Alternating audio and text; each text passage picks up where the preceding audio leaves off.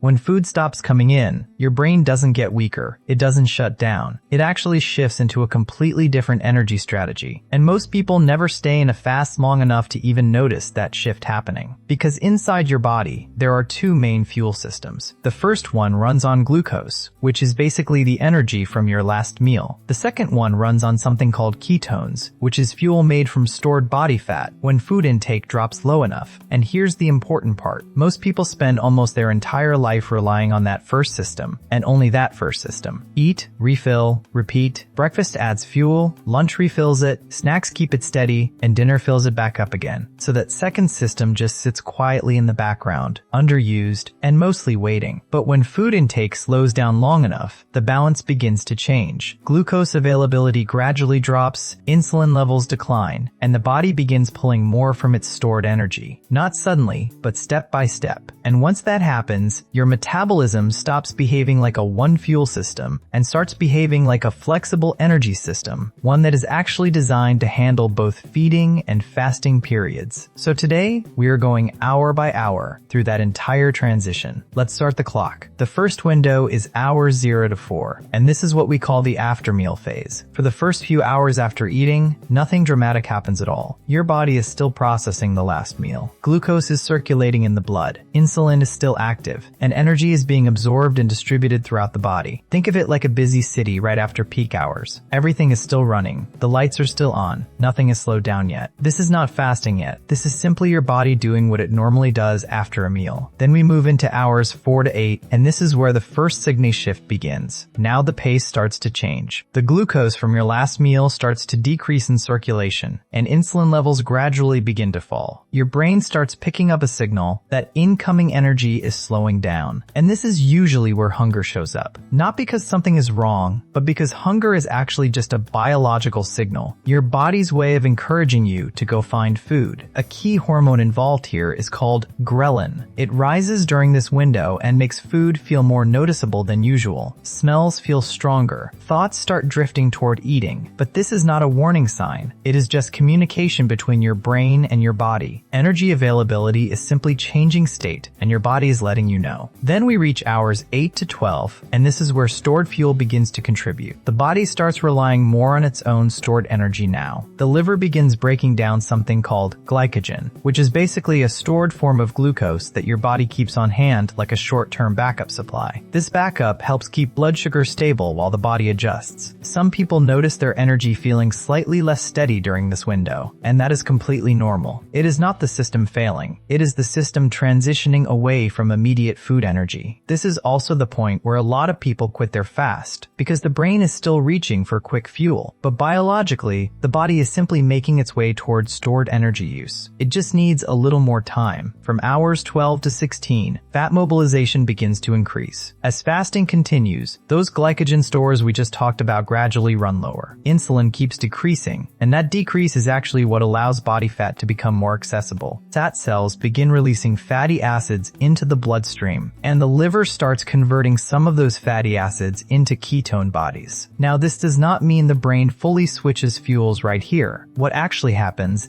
is that ketones begin to supplement glucose, like a second energy source, slowly coming online in the background. The body at this stage is not in starvation mode. It is simply adapting to reduce food coming in. Then, from hours 16 to 20, the body enters what you could call a mixed fuel state. Ketones become more noticeable within the energy system now. The brain begins using a combination of both glucose and ketones, and for many people, this creates a more stable and steady energy pattern. Glucose still plays a role, but ketones are now contributing more meaningfully than before. This is the window where some people report feeling more focused and clear-headed, not because food is gone, but because the energy supply is now more balanced between two different sources working together. And by the time we reach hours 20 to 24, the body has reached what scientists call the early stage of full metabolic flexibility. Ketone levels at this point may be significantly higher than when the fast began, but glucose is still present and still important. The brain is now comfortably drawing from both fuels, depending on what is available. Metabolic flexibility is not a switch turning on or off. It is a gradual increase in the body's ability to use more than one fuel source at a time. Hunger may also feel a bit different here for some people, often less sharp, more manageable, and stable, though this really does vary from person to person. Now, here's something really important that most people completely miss, and it is worth slowing down for. A very common misunderstanding is that fasting triggers these fixed, exact, hour-by-hour switches in the body. But in reality, metabolism changes gradually, not instantly. Ketone levels rise over time, but they vary from person to person. Insulin and glucose decline at different rates depending on how active you are, what your diet has been like, and how your body is built. And while a process called autophagy does exist in humans, the exact timing of when it kicks in during fasting is still not precisely defined in the research. What the science does strongly confirm is that metabolic shifts are real, fat utilization does increase during fasting,